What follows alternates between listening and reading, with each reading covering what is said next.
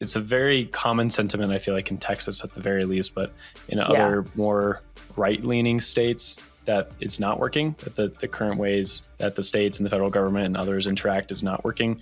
How do you see Bitcoin kind of fixing that? It creates an imperative around property ownership, which is, I mean, if you look at the history of liberal political theory, ownership of property is really there at the very beginning of theories of individual rights. The bare bones function of the state is to protect property rights, to enforce contracts. You want to generally live in a state that protects your property. There's been a long debate about what that means in practice.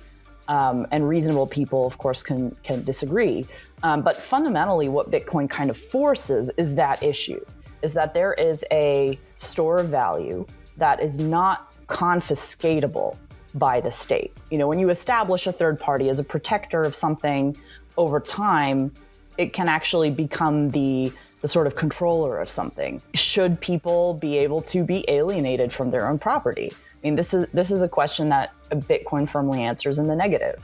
And that in itself has repercussions. It has repercussions for the banking system as a disciplinary arm of the state.